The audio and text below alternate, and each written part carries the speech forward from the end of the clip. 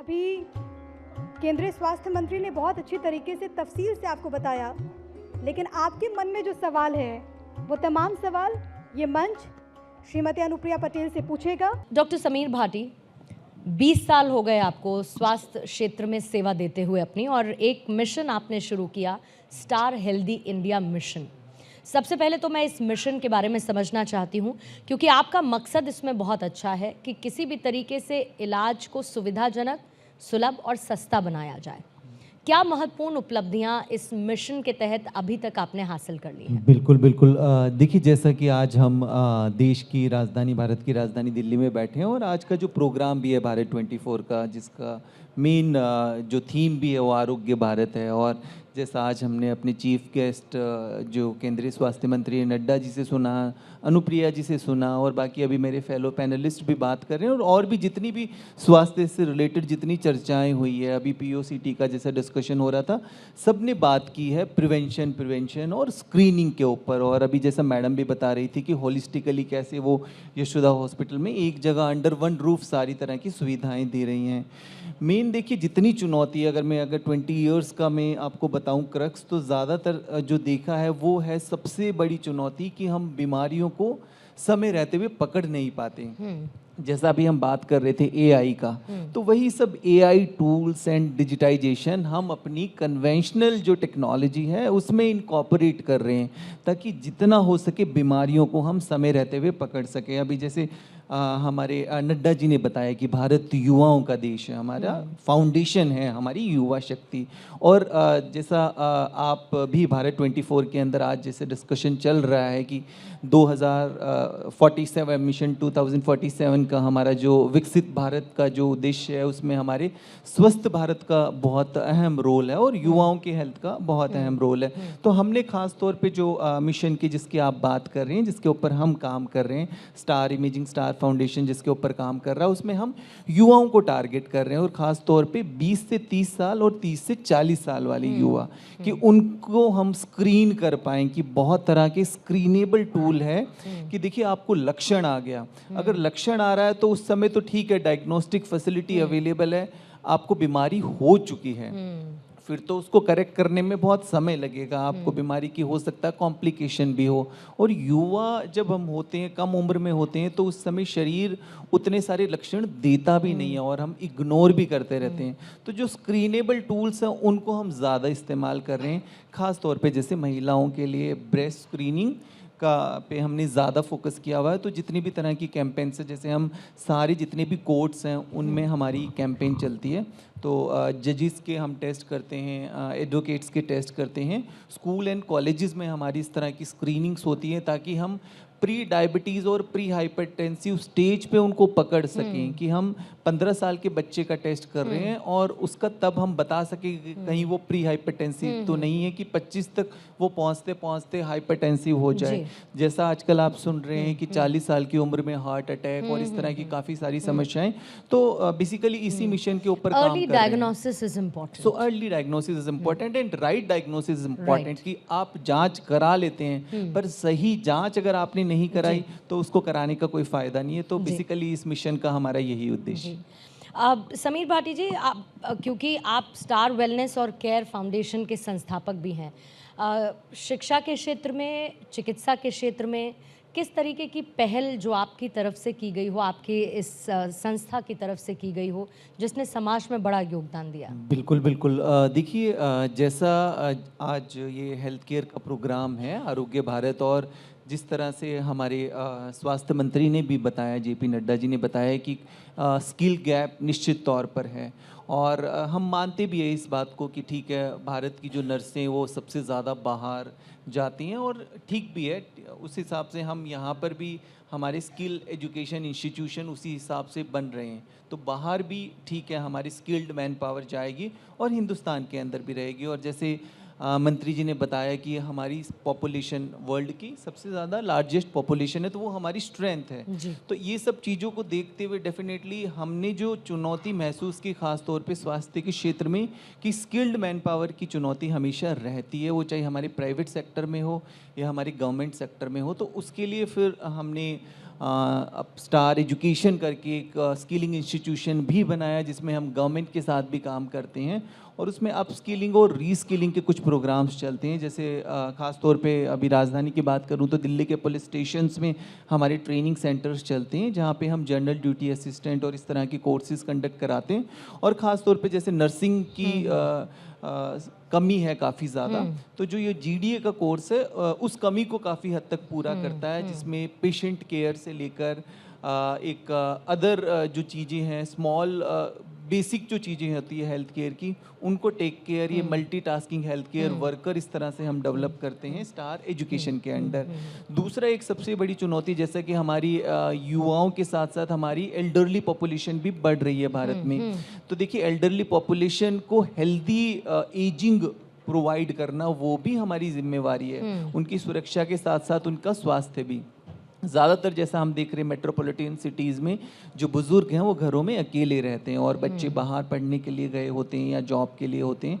तो ख़ास तौर पे हमने अपनी होम केयर फैसिलिटीज़ के अंदर सभी तरह की diagnostic facilities, even nursing assistant से लेके और भी कुछ पॉइंट ऑफ केयर डिवाइसेस और AI की मदद से टेली कंसल्टेशन, ये सब सुविधाएं भी हम होम केयर में प्रोवाइड कर रहे हैं, खास तौर पे एल्डरली लोगों के और लिए। जो ये आप बता रहे हैं ये सरकार के इनिशिएटिव से बहुत मैच करता है, अलग अलग पर्सपेक्टिव में ये बहुत बढ़ते हुए मैच मैं करता आमंत्रित करना चाहूंगी doctor Sameer Bhati, founder and chairman star foundation, and the category is contribution in preventive health care in youth.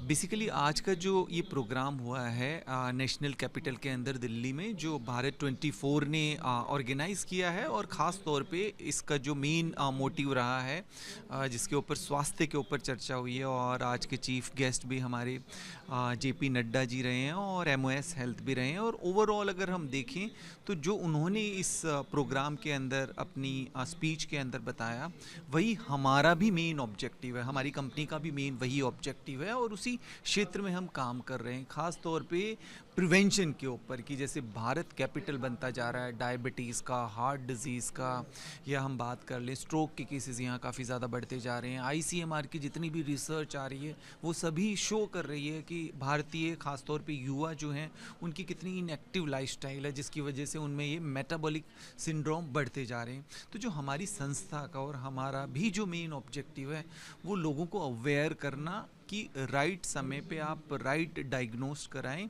और डायग्नोसिस की देखिए, जहाँ तक बात करें कि जिस तरह से पिछले 20 सालों में मैं स्वास्थ्य क्षेत्र में और मैं देख रहा हूँ जो डिज़ीज़ का ग्राफ है वो बढ़ता ही जा रहा है। और इसमें एक चीज़ समझ में आती है कि जैसे अभी आज भारत 24 का जो प्रोग्राम है उसके अंदर ख़ास तौर पे फोकस किया गया है कि विकसित भारत जो हमारा 2047 का होगा उसमें हेल्थ का कितना बड़ा रोल रहेगा। और जैसा केंद्रीय स्वास्थ्य मंत्री जी ने भी बताया कि भारत युवाओं का देश है, युवा हमारी फाउंडेशन है, तो युवाओं को हेल्दी रखना कितना महत्वपूर्ण है और कितना ज़रूरी है।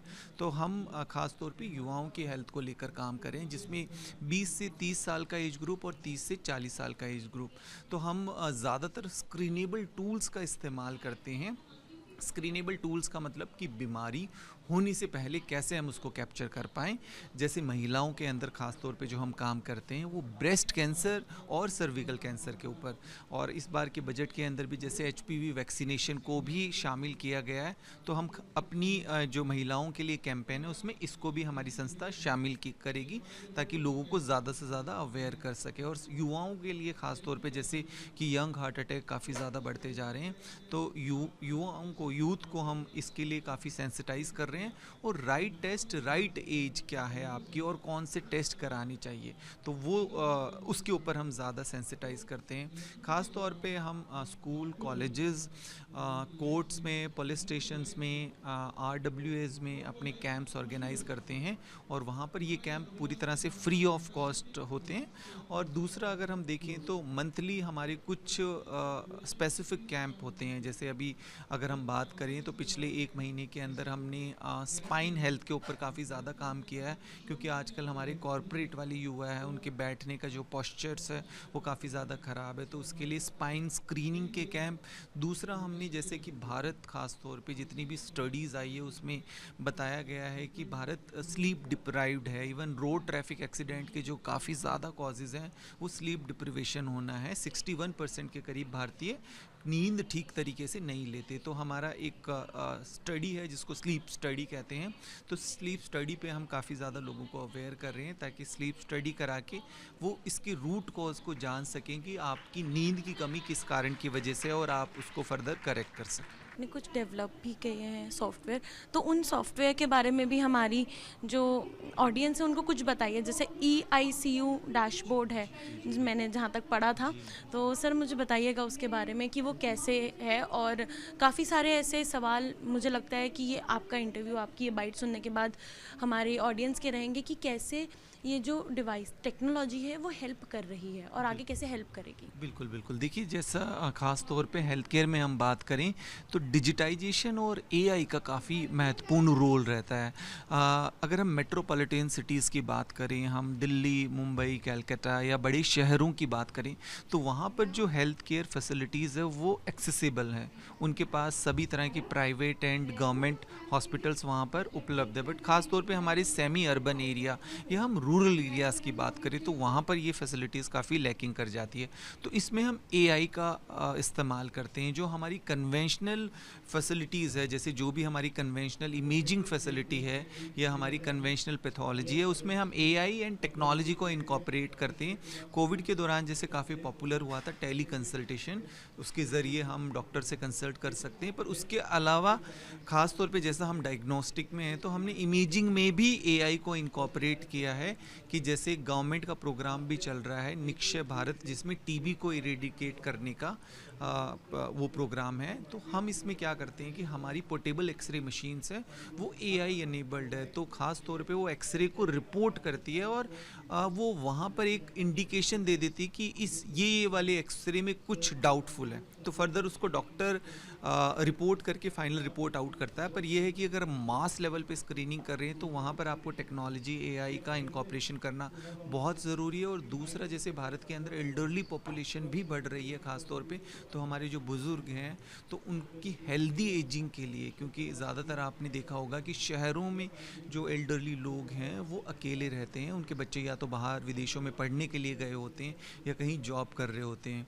तो बुज़ुर्गों की हेल्थ के लिए, एल्डरली केयर के लिए ख़ास तौर पे हमने हमारी होम केयर फैसिलिटीज़ में इस तरह की सुविधाएं रखी है कि उनके घर पर वो सभी तरह की जांच हो पाए, जिसमें सभी तरह के एक्सरे उनके घर पे हो जाए AI इनकॉर्पोरेटेड, घर पे ही उनके हियरिंग स्टडी हो जाए, घर पर ही उनका आई टेस्ट हो जाए, डेंटल चेकअप हो जाए। तो ये सब हमने टेक्नोलॉजी के साथ इनकॉर्पोरेट करके अपनी होम केयर फैसिलिटीज़ के अंदर इनकॉर्पोरेट किया। Thank you so much, sir, for joining us. It was really pleasure meeting you and hearing you, and I hope audience get the good message from you and they learn something from this. Thank you, sir. Thank you, sir. Thank you.